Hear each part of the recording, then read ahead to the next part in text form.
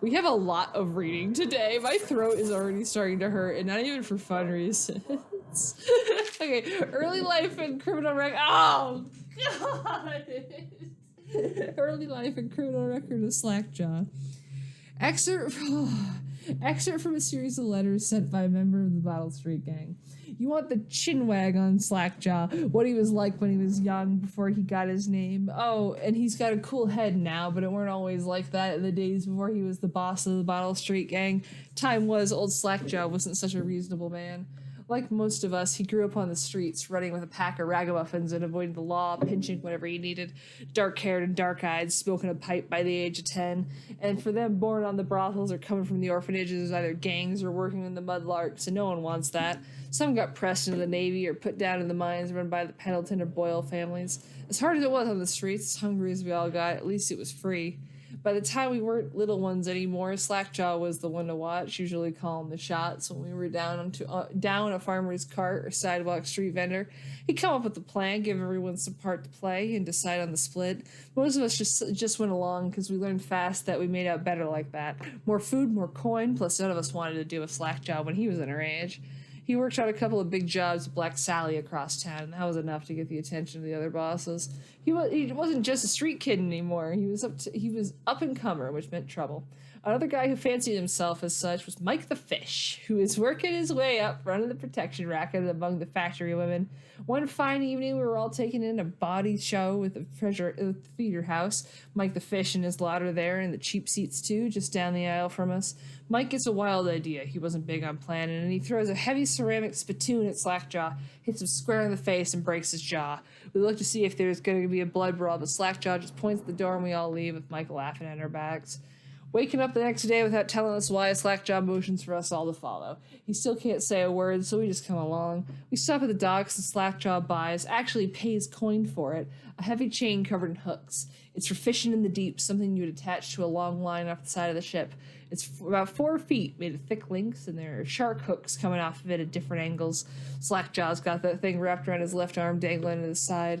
Not sure how he knew where Mike the Fish was staying, but when we reached his girl's house, Slackjaw throws a bottle through the window just like that. It's almost noon. There's a bunch of screaming inside, and Mike pokes his head out, looking wide-eyed and baffled. When he sees Slackjaw in the street, a look comes over his face that still gives me the willies. Pure murder. Mike comes out the side door, bellowing like a blood ox, holding a cleaver, heading straight for the Slackjaw.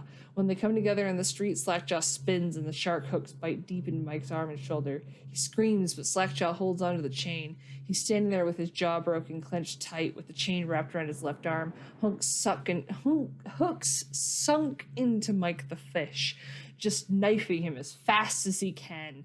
Mike couldn't fight very well, hooked like that, using his left hand, but he was a big guy, and it took a lot of stabbing before he went to his knees. Everyone was cheering at first, but then we all went quiet. It just kept going and going until it was finally like it was just Mike the Fish, blubbering, crying like the baby, and the sound of Slackjaw's knife. When it was over, and here's the brilliant part, Slackjaw took out a note and stuck it to Mike's face with a nail. It just said, if you want a job, come to Bottle Street. Slackjaw didn't write for a couple of months, but word spread fast. By the end of the year, once we had a sizable gang going, he sent out the letters to the other bosses, telling them that he was running a brand new crew over on Bottle Street. Most of them laughed or beat up the guys who delivered the letters. Green-eyed Trish even came back missing a thumb, but apparently Slackjaw was expecting that kind of reaction and had a backup plan. A week later, 4 of the bosses were dead. It seems like a series of unfortunate events, but everyone knew better. One shot by the watch while standing in the middle of the meat market, another slipping and falling into the water out cold. One of the older bosses found in his bed with his belly opened wide and a Tillian pear stuffed in his mouth. Still not sure what that meant.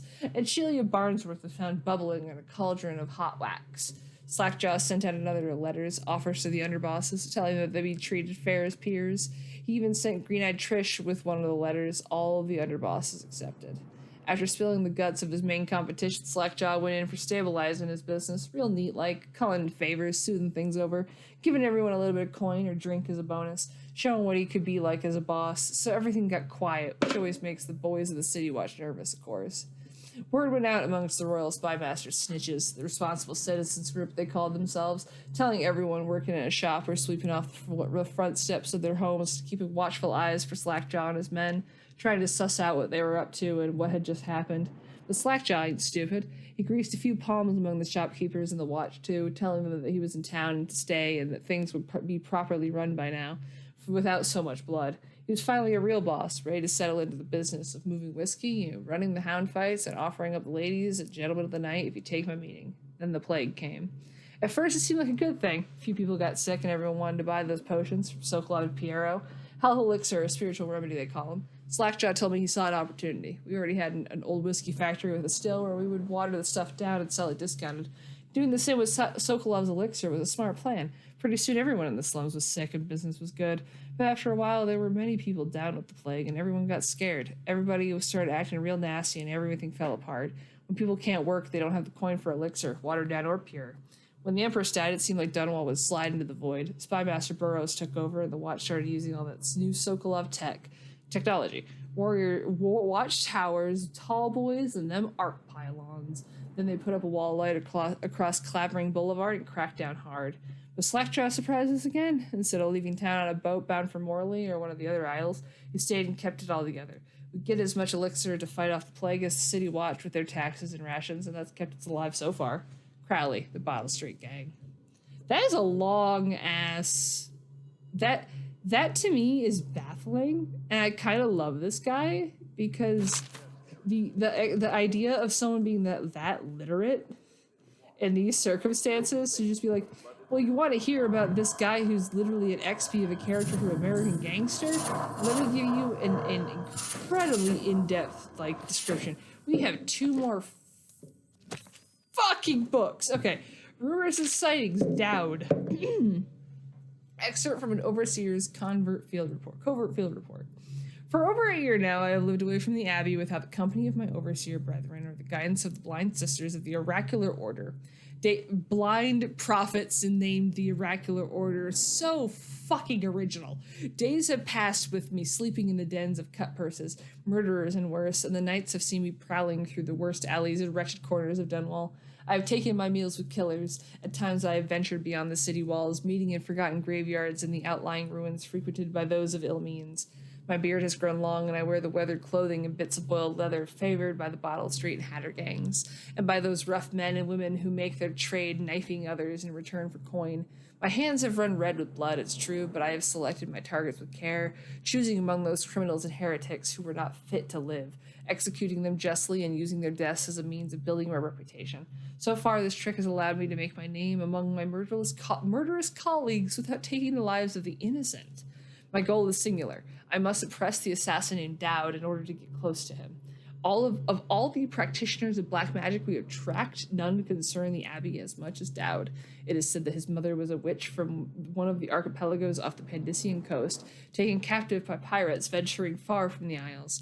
According to legend, by the time the ship returned, the captain was dead and the witch controlled the crew, with Dowd still a shadow in her belly. The earliest... Ooh, that's a description for an unborn kid. The earliest stories tell of a gang killer without mercy, moving among the shopkeepers and city watch officers of Dunwall like a reaper through wheat. Then a period of silence followed. Years, we now believe, he spent traveling the Isles, studying the anatomy and the occult in the great halls of learning and in the hidden basements frequented by fellow dabblers of the forbidden arts. Dowd is even purported to have spent a winter in the Academy of Natural Philosophy itself, and for a time before a schism developed, he counted the Brigmore witches among his allies. All the while, he honed his craft, and it is during this time that we believe he began to consort with the outsider. New reports emerged of a dusky-skinned assassin paid by the elite to eliminate their rivals in Dunwall and in the other major cities across the Isles. Those who saw him and lived numbered in the handful, but all of them reported something strange. He appeared and vanished like smoke. From a nearby rooftop, he gestured, and then a noble woman stumbled from her balcony, falling to her doom on the cobblestone below. Most recently, as this new threat of plague has risen in Dunwall, Dowd has been seen leading a gang of men in dark leather, dressed as factory whalers in their vapor masks. They seem loyal beyond comprehension for one so unworthy, leading me to wonder if some of his magic is dedicated to lulling their minds or enslaving them. 1 second, because I have an asshole scratching at my door. Come on, baby. You want to come in?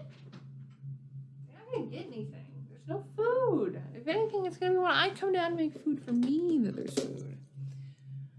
Only a month ago, one young girl claims to have come upon a strange scene. Carrying a bottle of milk home to her crippled brother, she was taking a shortcut through the tailor's district. In a narrow street, she passed beneath a window and heard unusual sounds from within. Pushing aside the ratty curtain, the girl saw into the abandoned apartment used by miscreants for gambling and trading haberweed. An occult shrine had been erected against the far wall, which she recognized from the teachings given by her local overseer. A man she described as resembling Dowd was kneeling before the shrine, muttering to an unseen spirit as if in argument. He took a carving made from pale bone from the altar before him, and the lights all went out in a gush of unclean wind. Quiet as a field mouse, she slipped away, running until she reached her home. There could be no doubt. Dowd is an agent of the outsider and must die, for there is no limit to the evil this man might do. This is my solemn oath and the great purpose of my life. Until Dowd is dead and that his corruption has been purged from the world, I will continue to move among the depraved, winding my way towards him. I will not drop my guise or don my overseer's mask again until Dowd breathes no more. Shit, man. Last one. Field Surveys and Notes, The Royal Spy. Excerpts from the personal memoirs of Hiram Burroughs, aka the dude we're trying to kill, dated several years earlier. This is the 4th day.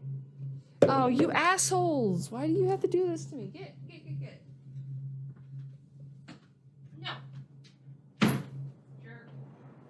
Immediately, he's just digging his head into a trash bag that he can't have access to. Progress continues on the suppression of gang activity in the Distillery District, but more slowly than I expected. The ruffians operating there have been cunning, I'll grant them that, but it's only a matter of time. I'll see their leaders flogged in public and sent beneath the royal executioner's blade. If I had my way, that mute bastard would be working night and day, removing the heads that need removing. Internally, the Empress does not seem pleased with my investigations. It seems that it is beyond her thinking, against her very nature as a trusting person, to believe that traitors move among us, but I know they do, they must. No, Jessamine would rather spend her time with the royal protector. At least he's likely to stop any immediate threat to her safety, but a strong arm is not what's needed against those who would undermine us. How will Corvo's sword stop a poisoned wine glass or an explosive delivered by courier? It will not. Oh, there isn't a missionary allowed to mail bomb someone. There are many threats around us, threats requiring meticulous efforts to police. Young Lady Emily is undisciplined, I'm afraid. Here within Dunwall Tower, she receives instruction from the finest tutors known in the Isles, yet her mother spoils her, and she spends most of her time lost in imagination, wasting her time drawing or asking Corvo to teach her to fight with wooden sticks. The girl might rule the Empire someday. Every moment spent at play is a moment wasted. Shoring up security for the main gate leading into Dunwall Tower has been another pet project of late. To think that back in his day, Emperor Caldwin left it open to the public during the day, allowing anyone to come and go as they pleased. If it were up to me, I'd seal off access to the streets entirely. The Empress won't hear of it. The waterlock is much easier to protect, and if it were the only way to access to the tower, traffic in and out would be greatly reduced. Someday, the wrong person is going to slip in and we'll all suffer for it, mark my words. No amount of security is excessive when it comes to protecting the heads of state. The Empress also disapproves of my plans for the Sokolov devices. Sokolov himself has no interest in security, of course, but he's vain and therefore keen to see his inventions deployed in any fashion. This, quote, wall of light, end quote, he's been tinkering with has promise. In any case, at least I was able to convince the Empress to upgrade the pistols carried by the officer of the watch. Why do I worry so when no one else seems to care? If I ever fall asleep, will it all sink into the ocean? Will the rough things clamber over the walls and fill themselves on our flesh? This is what I see in the same dream several times each month. If only I had more say in things, more authority, I could protect us all. Perhaps I've been working too hard. Dinner and an evening of conversation with a certain lady of refinement might be in order. Perhaps somewhere nice in the estate district. Hiram Burroughs, Royal Spy Master. I like to note that he's like, even he is just like, I should probably not be like this. So we can equip bone charms. We cannot use a single rune. So this menu does not exist as far as we're concerned. This menu we're chill with. We can eat rats. Rats will no longer attack us. Our powers are slightly improved. Shot whiskey bottles explode with greater intensity. Okay, I'm fine. Explosions are lightly reduced. Win sword v sword contest. Don't really need it. Good lungs. I can breathe better. Breaking glass is not as good. Moderate keyhole peeping magnification. All right. Enemies miss more often with arrows and bolts. Drop assassination gives you a bit of health. Swim speed. You know what? I guess I'll take the missing more often then. Well, that's all equipped then. Now the card being equipped shows me where the runes are. Someone releases flow. Hound kills sound. Reaches his. Actually, I'll put the heart there and that there. The only thing we're ever gonna have is dash. Because for this playthrough, we don't get to have any actual powers. Now, am I still going to go grab the runes even though we have no reason to use them? Absolutely. Why is that? I have no idea. Like, put my brain in a jar and ask it, why don't you? But we're still gonna grab it. Because it also makes it even funnier if I accidentally fuck it up. Oh god, Dowd's version of Blink is so much infinitely better than yours. I'm so used to it after just a few minutes of playing the DLC. Okay. Put this away because it's a little aggressive to just have that out. Check out here because I was gonna say, I'm pretty sure there's new books. Part of the soul live Oh. in the heart. I would If say the heart yes. keeps beating, does that mean that the spirit is never released into oblivion? I can keep a heart beating forever with electricity, but what does that mean for the essence trapped within? It'd be easier if I created these processes in waking hours. This poor guy. I'm uneasy pursuing avenues that emanate from my dreaming mind. That's a weird way of putting that. I do not remember picking up that audio log. There's a Portal reference. It tells you what year this was made. Oh, Pierre's Door to Nowhere. The Door to Nowhere has proven to be a safety hazard, but for me, this project is an endless source of inspiration. With the proper application of energies, I believe I can transform the door frame into a window of sorts, one that will allow a traveler to cover the distance from my workshop to some distant arbitrary point in a single step.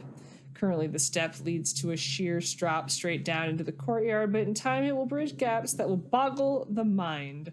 Such work is many years away, to be sure, but if I survive this plague, I'll be sure to succeed. I love Piero. Piero's so real. All right, let's take his key. We don't need anything else. Talk to you real quick and see if What can I do for you? Cause we just got a ton of money from the pre-order bonuses. We don't need the rune. We're gonna buy a bunch of these because they're just good to have. We'll grab this. You know what? We'll just grab the combat sleep dart. I almost never grab it because I don't need it. Yeah, I'll just grab the mask optics ahead of time. Yeah, that's fine. That's cool. Everything else we'll grab as we need. I just don't feel like it's worth our time right now. All we have to do is just never use the runes. It's the only thing we have to remember this entire playthrough. There's no runes. Runes don't exist as far as we're concerned. It's blinky blinks, and that's all we get. Attention Dunwall citizens. I'm so tired of hearing that dude's voice. Like, that's the one downside he has, is that, like, killing him... Oh, actually, no, the one upside... Yeah, I guess is it a downside? I guess it's a downside for him that killing him summons Carrie Fisher. That is a downside, because that would just be like, well, I accept dying at that point. Well, What's up, bro? let's get down to it. First off, I know that assassination is dark business, but sometimes good men have to do bad things to make the world right. Our purpose is clear. Don't philosophy in We me. want to restore Her Majesty's line by finding and putting Emily Caldwin on the throne. To those ends, we'll hide, act in shadow, take them apart, piece by piece. Tonight, You are drinking I at like oversee 7 in the Campbell morning. dies by your hand. It won't be easy. He's protected by his overseers, an army of religious zealots. But if anyone can do it, you can. Your exploits are legendary. Campbell carries a private journal. God, his Once face you've is so eliminated the angular and objective just journal, painfully because we ugly. think it contains Emily's location. Recovering her is obviously critical, assuming she's alive. That's the gist of it. Remember our cause and strike true. We're counting on you. Anything else you want to add, Another thing. Havelock? Campbell is holding a former overseer by the name of Martin. He's one of us, and if you manage to find him, give him whatever help you can. He's a master strategist, and he got caught working for our cause. It'd be good to have him back here at the Hound Pits. Glad to see you got your rest, Corvo. You'll need it. Say, that's an interesting tattoo on your hand. Saw a lot of that in the Navy. Nothing quite like yours. Keep your eye out for Martin. I need him back here if we're going to pull this off. High Overseer Campbell tricked and bullied his way into power. The man is completely corrupt. The City Watch and the Overseers can't stand each other. The military doesn't mix well with a bunch of religious fanatics. You might be able to use that. Nervous? I would be. Surprised how Tonight is much the beginning dialogue of a he new has for life. this. But you're killing for just endeavor. Remember that. High not Overseer gonna kill him, Campbell is a I think. bastard, and we've got to find Emily. The Overseers are a strange bunch, completely obsessed with the 7 strictures and hunting down heresy. So they're basically I don't know 40k if I really Inquisitors. call it witchcraft bunk, but I saw some odd things at sea. This was a tall boy, excerpt from a letter published considered by anonymous authors. What you've read here is the truth, regardless of what you will hear from the authorities who rule over us. It is not a matter of coincidence that the former spy master is the one who stepped in when the late Empress fell. We, who will remain nameless, believe that these events are interconnected. The signs of oppression are all around us. The so-called divines, originally intended to provide light and warmth in our homes, have been turned against us as a means of inspiring fear and controlling our movements throughout the city. And where did this plague originate? Some say it was imported. A wild theory? Perhaps. One of our members risked her life to obtain an internal report from the government, which we will be printing and sharing soon, called The Exquisite Tallboy, extolling the virtues of this newest member of the City Watch. To those in the streets below, these virtues are horror spread by stilted thugs who rain down fire on the sick and the poor. To these eyes, the Tallboy is another government bully, armed with incendiary devices, thickly armored and standing high overhead, looking down at the common people of the city. We now know that that the tall boys are heavily drugged, imbibing a substance that renders them resistant to pain, but also dulls whatever empathy they might normally possess. Exquisite? We think not. Copy these words and share them with your neighbors, and remember, when the tides are lowest, the truth will be revealed. Oh, see, I didn't know that part. The fact that they're drugged to get them to do that is kind of insane. It's very realistic. Oh, hi, Lydia. I had a sailor for a boyfriend once. He thought he'd strike gold digging in the Pandician cliffs. They found his ship drifting empty. You That's know, I horrifying. tried to attend services with the overseers for a while. They've just gotten more and more, I don't know, rabid about the 7 strictures and witchcraft and all that nonsense. All right. I think the Admiral's awfully distinguished, don't you? I love that they have new dialogue every day. It's kind of hard not to just Everyone mash. I know cried the day we heard the news about the Empress. Poor woman. And her little daughter Sorry, I lost. thought I got bummed. From what I understand, it just killed the Admiral to be cast out from the Navy. That was his life before the Lord Regent came along. Someone came and banged on the door a few nights ago. I thought Lord Pendleton would piss himself. Oh, begging your pardon. To think what I spend smuggling in wine for his lordship. My God, she has so much to say. Cook, yes, but the way he talks to God. us, you'd think he was a lord himself. I'd work for you for a year for we go. free if you managed to get that Lord Regent off the throne. None That's of weird. the shops are open, all the business is dried up, and most people can't even walk the streets. That feels too real for what's going on in the world right now. I believe we get talked to when we leave. Yeah. Corvo. Hello. I'm Callista. I Hey, work here Cersei. for Admiral Havelock. I'm sorry to intrude on your business, but this is important. I suspect you're going to kill the High Overseer, I can't unhear it. that wretched man. There's really no reason for you to listen to me, but my uncle, Jeff Kernow, still serves as captain in the City Watch. But he's a good man, and my only family. The chatter in servant circles is that Campbell just took delivery of an exotic poison, and I think I know why. My uncle's not corruptible like the rest of them. Campbell is going to poison my uncle. Do you think you could protect him? You used to do that, right? Before you had your current profession. Before you became an assassin. I think I can manage that, Callista. All right, Sam. Ready to go? Just give the signal. Yeah, let's do it. I think this is going to be where we save after we get to the mission and then be done for the night for me. 'Cause I'm hungry. I didn't mean to be streaming that shortly tonight, but it's just been a very busy day. High Overseer Campbell leads the city's militant religious faction and is a close ally of the Lord Regent. Campbell is completely corrupt and holds the secret to Emily's location. Infiltrate the office of the High Overseer, steal Campbell's journal, and eliminate him. An ally to the loyalist Martin is being held there. Free him and allow him to escape.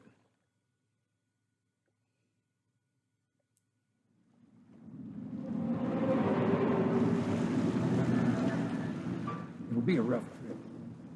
Used to be to go straight up Clavering Boulevard, but now it's not so easy. Half the city's dead of the plague. The other half's fighting over what's left. Jesus. City Watch still holds the bigger streets, and they've set up those wall of light checkpoints. Man walks through one of those, and he ends up burned to a crisp. Everything not controlled by the City Watch is gang territory. And there are the real odd birds living on the fringes like that Granny Rags. They say she's nuts. Don't know which is worse. Just take your pick. All right, I think that is the end of the night for us. Because it has been a long week. And I want to go make some food for the first time today. And it's like 11 o'clock, when you should not eat this late at night. Just point that out there. Well, happy Valentine's Day, y'all, and all that shit. I gotta go figure out where my partner is and do all that garbage, and which that sounds terrible when you don't know that it's trying to see if I need to force him to go back to the hospital. Welcome to Chronic Illness Life. We'll be back to stab people tomorrow. Have a great night, and I'll check in with y'all later.